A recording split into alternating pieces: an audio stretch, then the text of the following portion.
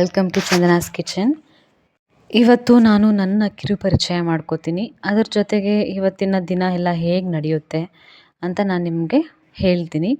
ಅದೇ ರೀತಿ ಇವತ್ತು ಶುಕ್ರವಾರದ ವ್ಲಾಗ್ನ ನಾನು ಪೋಸ್ಟ್ ಮಾಡ್ತಿದ್ದೀನಿ.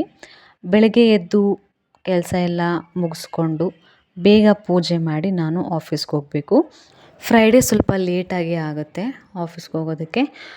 ಓಕೆ, ಬನ್ನಿ ವ್ಲಾಗ್ ಶುರು ಮಾಡೋಣ. ಫಸ್ಟ್ ನಾನು ಬೆಳಗ್ಗೆ ಎದ್ದು ಬಾಗಿಲು ಒರೆಸ್ತೀನಿ. ಬಾಗಿಲು ಒರೆಸೋದ್ರಿಂದ ಮನೆಗೆ ತುಂಬಾ ಪಾಸಿಟಿವ್ ಎನರ್ಜಿ ಇರುತ್ತೆ.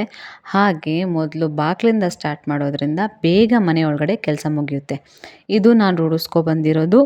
ಹಾಗೆ ಇದು ನಮ್ಮ ಅತ್ತೆ ಸಹ ನನಗೆ ಹೇಳ್ಕೊಟ್ಟಿರೋದು.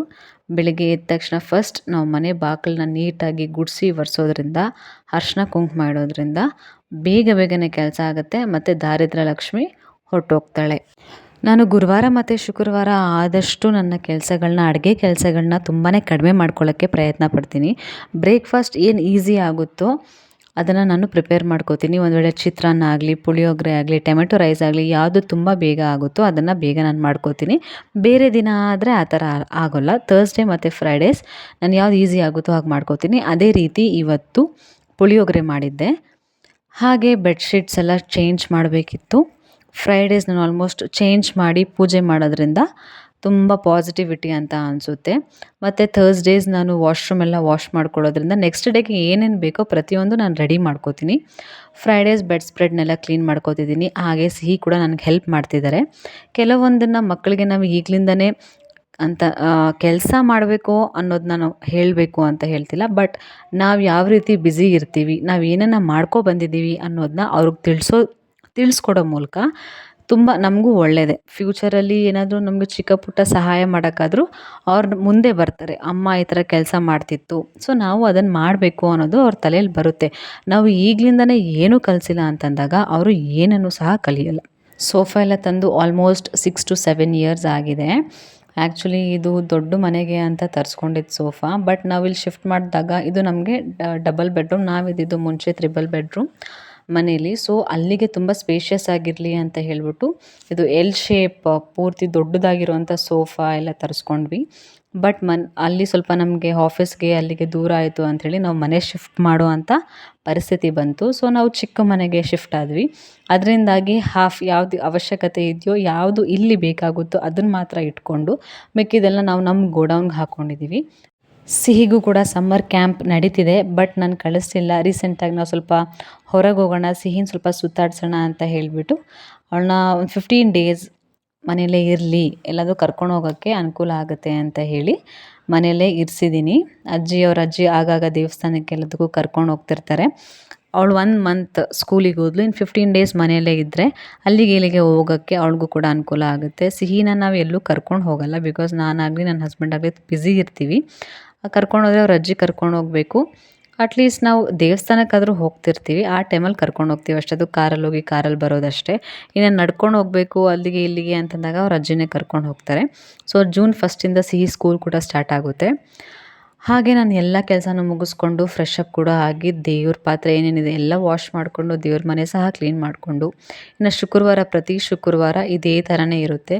ದೇವ್ರ ಮನೆಯೆಲ್ಲ ಕ್ಲೀನ್ ಮಾಡಿ ಹಾರ ಹಾಕಿ ಇದೇ ಥರನೇ ಪೂಜೆ ಮಾಡಿ, ಮಿಕ್ಕಿದ ಅಡುಗೆ ಕೆಲಸ ಏನಿದೆ ಪೂಜೆ ನಂತರ ಎಲ್ಲದನ್ನು ಮಾಡಿಕೊಂಡು ಅಡುಗೆ ಊಟ ಎಲ್ಲ ಮಾಡಿ ಆಮೇಲೆ ನಾನು ಆಫೀಸ್ಗೆ ಹೊರಡ್ತೀನಿ. ಮತ್ತು ನಾನು ಬರೋದು 9:30, 9 ಆಗುತ್ತೆ. ಹಸ್ಬೆಂಡ್ ಜೊತೆಲೇ ಬರ್ತೀನಿ.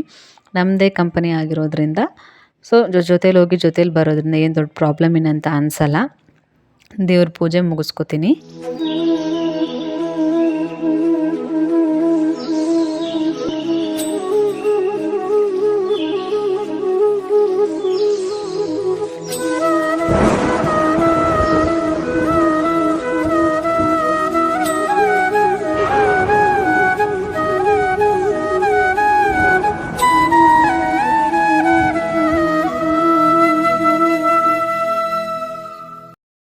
ಅರಿಶಿನ ಕುಂಕುಮ ಪೂಜೆ ಆದಮೇಲೆ ಇಟ್ಕೊಂಡ್ಮೇಲೆ ಸಿಹಿ ಬಂದು ಅಮ್ಮ ನನಗೂ ಇಡಿ ಅಂತ ಹೇಳಿ ನನ್ನ ಹತ್ರ ಅರಿಶಿನ ಕುಂಕುಮ ಎಲ್ಲ ಇಡ್ಸ್ಕೊತಿದ್ದಾಳೆ.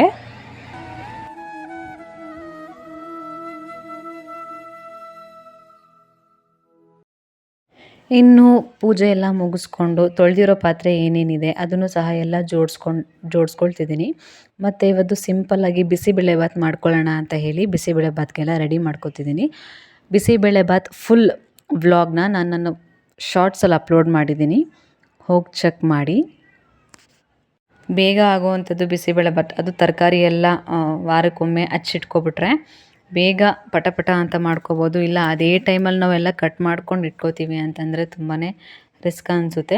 ಬಟ್ ಎಲ್ಲ ವೆಜಿಟೇಬಲ್ಸ್ ಎಲ್ಲ ರೆಡಿ ಇದ್ದು ಮಾಡ್ಕೋಬೇಕು ಅಂತಂದಾಗ ಬೇಗನೆ ಆಗುವಂಥದ್ದು ಬಿಸಿಬೇಳೆಬಾತ್ ಬೇಗನೆ ಆಗುತ್ತೆ. ಸೊ ಬಿಸಿಬೇಳೆಬಾತ್ ಮಾಡ್ಕೋತಿದ್ದೀನಿ.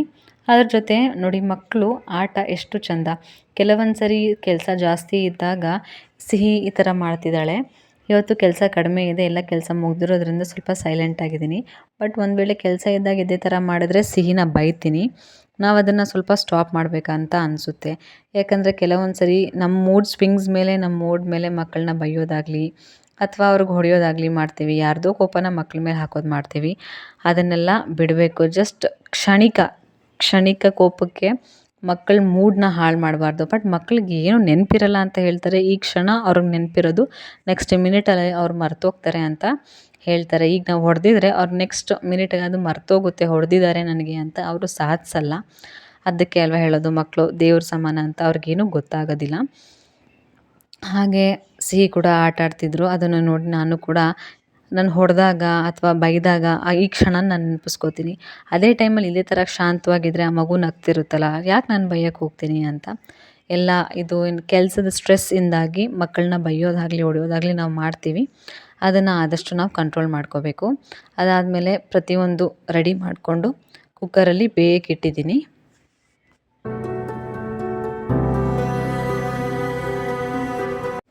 ಬೇಳೆ, ತರಕಾರಿ ಮತ್ತು ಅಕ್ಕಿ ಎಲ್ಲದನ್ನು ಸೇರಿ ನಾನು ಕುಕ್ಕರಲ್ಲಿ ಬೇಯಕ್ಕೆ ಅಂತ ಇಟ್ಟಿದ್ದೆ. ಅದು 2:3 ರೇಷಿಯೋದಲ್ಲಿ ನಾವು ವಾಟರ್ನ ಹಾಕ್ಕೊಂಡು ವಿಸಿಲ್ ಬರ್ಸ್ಕೋಬೇಕು.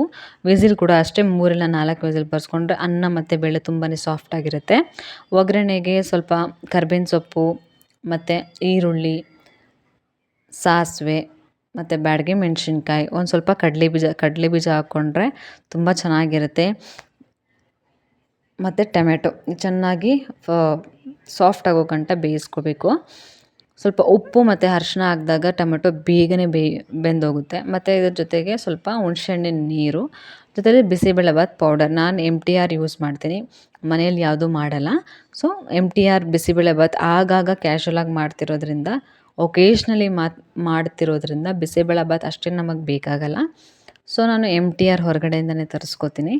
MTR ಪೌಡರ್ ಹಾಕಿ ಒಂದು 5 ನಿಮಿಷ ಚೆನ್ನಾಗಿ ಅದನ್ನು ಬೇಯಕ್ಕೆ ಬಿಟ್ಟಾಗ ಅಷ್ಟರಲ್ಲೇ ವಿಸಿಲ್ ರಿಲೀಸ್ ಆಗಿರುತ್ತೆ. ಈ ಮಸಾಲ ಏನಿರುತ್ತೆ ಅದನ್ನು ಎತ್ತಿ ಕುಕ್ಕರ್ಗೆ ಹಾಕ್ಕೊಂಡ್ರೆ ಚೆನ್ನಾಗಿ ಮಿಕ್ಸ್ ಮಾಡಿಕೊಂಡ್ರೆ ಆಯಿತು, ಬಿಸಿಬೇಳೆಬಾತ್ ರೆಡಿ ಆಗುತ್ತೆ. ಒಂದು ವೇಳೆ ಬಿಸಿಬೇಳೆಬಾತ್ ಏನಾದರೂ ಗಟ್ಟಿ ಅಂತ ಅನಿಸಿದಾಗ ತಣ್ಣೀರು ಹಾಕೋ ಬದಲು ಒಗ್ಗರಣೆ ಹಾಕಿರೋ ಬಾಣಲಿಯಲ್ಲೇ ಬಿಸಿ ನೀರನ್ನ ಕಾಯಿಸ್ಕೊಂಡು ಅದು ಕುದ್ಮೇಲೆ ನೀವು ಕುಕ್ಕರ್ಗಾಗಲಿ, ನೀವು ಯಾವುದ್ರಲ್ಲಿ ಬಿಸಿಬೇಳೆಬಾತ್ ಮಾಡಿರ್ತೀರ ಅದಕ್ಕೆ ಹಾಕ್ಕೊಂಡು ಮಿಕ್ಸ್ ಮಾಡಿಕೊಂಡ್ರೆ ಟೇಸ್ಟ್ ಏನು ಚೇಂಜ್ ಆಗೋಲ್ಲ. ಇಲ್ಲ ಅಂತಂದರೆ ಚೇಂಜ್ ಆಗುತ್ತೆ. ಲಾಸ್ಟಲ್ಲಿ ಒಂದು ಸ್ವಲ್ಪ ಕೊತ್ತಂಬರಿ ಸೊಪ್ಪು, ಅದಾದಮೇಲೆ ಸ್ವಲ್ಪ ತುಪ್ಪ ಹಾಕ್ಕೊಂಡು ಮಿಕ್ಸ್ ಮಾಡಿಕೊಂಡ್ರೆ ಒಳ್ಳೆ ಬಿಸಿಬೇಳೆಬಾತ್ ರೆಡಿ. ಖಾರ ಬೂಂದಿ ಜೊತೆ ತಿಂತಿದ್ರೆ ಇನ್ನೂ ಬೇಕು ಅಂತ ಅನಿಸುತ್ತೆ. ಅದೇ ಥರ ಸಿಹಿ, ನಾನು ಕ್ಯಾಮ್ರಾ ಆನ್ ಮಾಡಿ ನಿಂತಿದ್ದೀನಿ. ಆ್ಯಕ್ಚುಲಿ ಅವಳು ಏನು ಮಾಡ್ತಾಯಿದ್ದಾಳೆ ಅಂತ ನನಗೆ ಗೊತ್ತಿಲ್ಲ. ಹಿಂದೆ ನಿಂತ್ಕೊಂಡು ಆಟ ಆಡ್ತಾ ಇದ್ದಾಳೆ. ಚೇರ್ ಒಂದಿದ್ರೆ ಸಾಕು, ನಾನು ಎಲ್ಲಿರ್ತೀನೋ ಅಲ್ಲಿ ಬಂದು ನನ್ನ ಜೊತೆ ಇರ್ತಾಳೆ. ಎಲ್ಲಿ ಒಬ್ಬಳೇ ಹೋಗಿ ಏನು ಆಟ ಆಡಲ್ಲ. ಅವಳಿಗೆ ಈ ಥರ ಏನಾದ್ರು ತಿನ್ನಿಸ್ಬೇಕು ಅಂತ ಹೇಳಿದರೆ ನಾವು ತಿಂದು wow it's yummy, it's tasty, it's super ಅಂತ ಹೇಳಿದಾಗ ಅವ್ರು ಅದನ್ನು ತಿಂತಾರೆ. ಇಲ್ಲ ಅಂತಂದರೆ ಅದನ್ನು ತಿನ್ನಲ್ಲ. ಅದರಿಂದ ನಾನು ತಿಂದು ಇಟ್ಸ್ ಸೋ ಯಮ್ಮಿ ಅಂತ ಹೇಳಿದಾಗ ಅವರು ತಿಂತಾರೆ. ಹಾಗೆ ಮಧ್ಯಾಹ್ನಕ್ಕೆ ಊಟಕ್ಕೆ ಆಫೀಸಿಂದ ಹಸ್ಬೆಂಡ್ ಬಂದರು, ಅವ್ರಿಗೂ ಸಹ ಹಾಕ್ಕೊಡ್ತಿದ್ದೀನಿ. ಊಟ ಮಾಡಿಕೊಂಡು ನಾನು ರೆಡಿಯಾಗಿ ಅವ್ರ ಜೊತೆನೇ ಹೊರಡ್ತೀನಿ.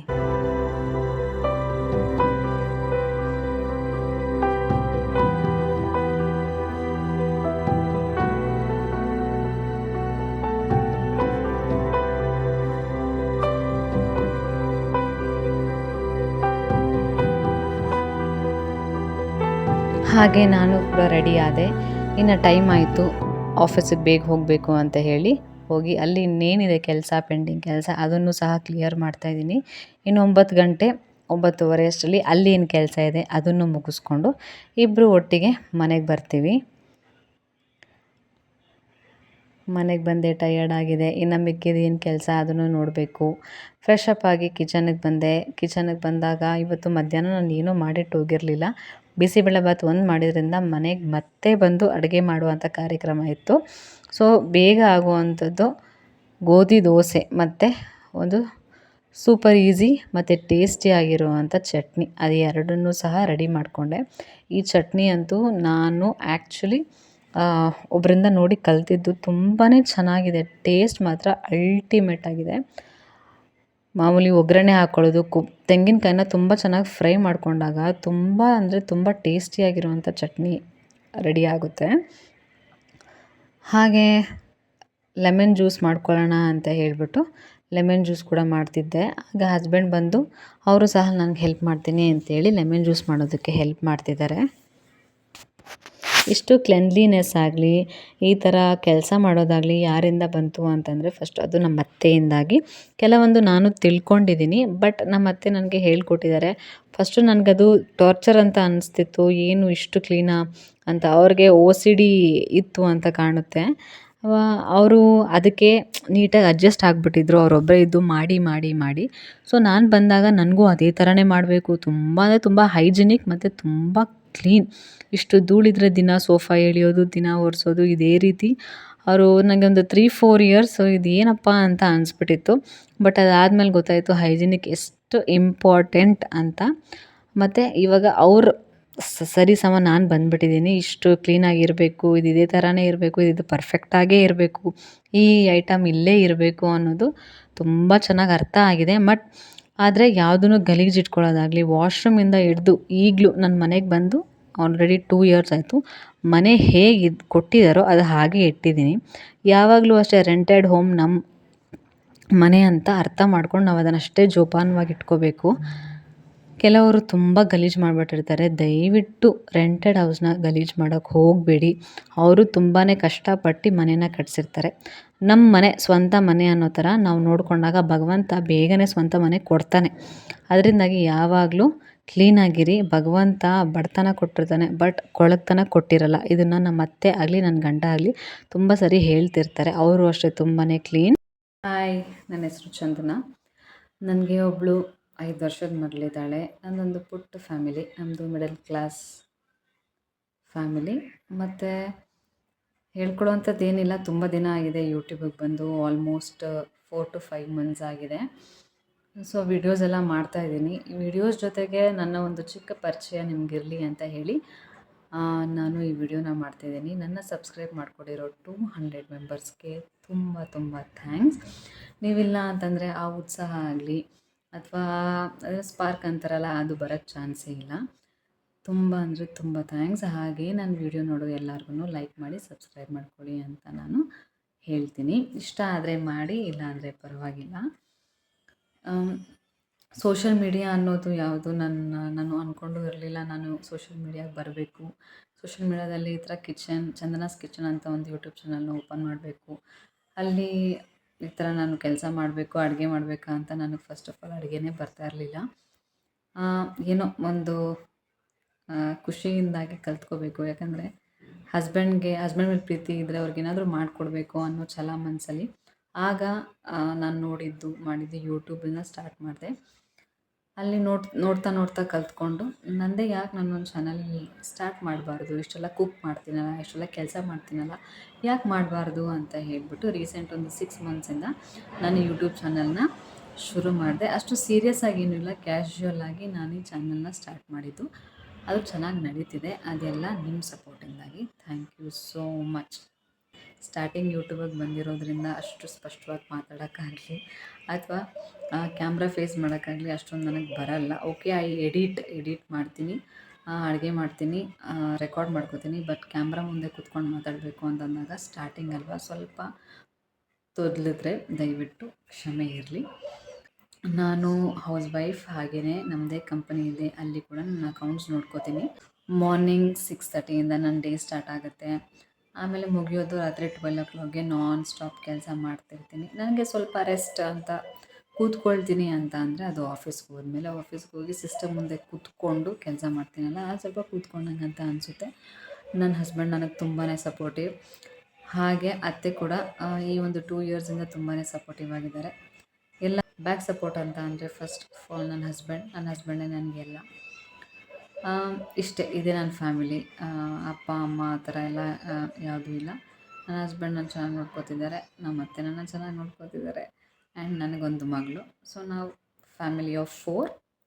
I am proud of it and I am happy life, happy wife. Thank you. ನನ್ನ ವಿಡಿಯೋ ಇಷ್ಟ ಆದರೆ ದಯವಿಟ್ಟು ಲೈಕ್ ಮಾಡಿ, ಸಬ್ಸ್ಕ್ರೈಬ್ ಮಾಡಿ. ಅಷ್ಟೇ, ಇವತ್ತಿನ ವಿಡಿಯೋ ಅಷ್ಟೇ. ಸೊ ಸಿಗ್ತೀನಿ ನಾನು ನಿಮಗೆ ನೆಕ್ಸ್ಟ್ ವ್ಲಾಗ್ನಲ್ಲಿ. ಹಾಗೆಯೇ ಇನ್ನು 2 ಡೇಸ್ಗೆ ಒನ್ಸ್ ನಾನು ಯಾವಾಗಲೂ ವೀಡಿಯೋಸ್ನ ಪೋಸ್ಟ್ ಮಾಡಬೇಕು ಅಂತ ಅಂದ್ಕೊಂಡಿದ್ದೀನಿ. ಖಂಡಿತವಾಗ್ಲೂ ಅದನ್ನು ಮಾಡ್ತೀನಿ. ನಿಮಗೇನಾದರೂ ಅನಿಸಿಕೆ ಇದ್ದರೆ, ಈ ಥರ ವೀಡಿಯೋಸ್ ಹಾಕಬೇಕು ನೀವು ಅನ್ನೋದೇನಾದರೂ ಇದ್ದರೆ ಕಮೆಂಟ್ ಸೆಕ್ಷನಲ್ಲಿ ತಿಳಿಸಿ. ಖಂಡಿತವಾಗ್ಲೂ ನಾನು ನಿಮ್ಗೆ ಇಷ್ಟವಾದ ವೀಡಿಯೋಸ್ನೇ ಹಾಕೋಕ್ಕೆ ಟ್ರೈ ಮಾಡ್ತೀನಿ. 200 ಸಬ್ಸ್ಕ್ರೈಬರ್ಸ್ಗೆ ಇಷ್ಟೊಂದು ಮಾತು ಬೇಕಾ ಅಂತ ಅಂದರೆ, 200 ಅನ್ನೋದು ತುಂಬ ದೊಡ್ಡದು. ಒಬ್ಬೊಬ್ಬರು ನಮ್ಮನ್ನು ಇಷ್ಟಪಟ್ಟು ಸಬ್ಸ್ಕ್ರೈಬ್ ಮಾಡೋದು ತುಂಬ ಅಂದರೆ ತುಂಬ ದೊಡ್ಡದು. ಅದೊಂದು ಚಿಕ್ಕ ವಿಷಯ ಅಲ್ಲ. ನಮ್ಮನ್ನೊಬ್ಬರ ಫಾಲೋ ಮಾಡ್ತಾಯಿದ್ದಾರೆ ಅಂತ ಅಂದಾಗ ಅವ್ರನ್ನ ಫಸ್ಟ್ ಇಷ್ಟ ಆಗಬೇಕು. ಇಷ್ಟ ಆದರೆ ಮಾತ್ರ ಅವ್ರು ನಮ್ಮನ್ನು ಸಬ್ಸ್ಕ್ರೈಬ್ ಮಾಡ್ಕೊಳ್ಳೋದಕ್ಕೆ ಸಾಧ್ಯ. ಹಾಗಾಗಿ ನಿಮ್ಮೆಲ್ಲರ ಅಂದರೆ ನೀವೇನು ಇಚ್ಛೆ ಪಡ್ತೀರಾ ಆ ಥರ ನಾನು ವೀಡಿಯೋ ಮಾಡಿ ಹಾಕೋಕ್ಕೆ ಟ್ರೈ ಮಾಡ್ತೀನಿ. Thank you once again. ನನ್ನ ಸಬ್ಸ್ಕ್ರೈಬ್ ಮಾಡ್ಕೊಂಡಿರೋ ಅಂಥ ನನ್ನ ಸಬ್ಸ್ಕ್ರೈಬರ್ಸ್ಗೆ ಥ್ಯಾಂಕ್ ಯು ಸೋ ಮಚ್.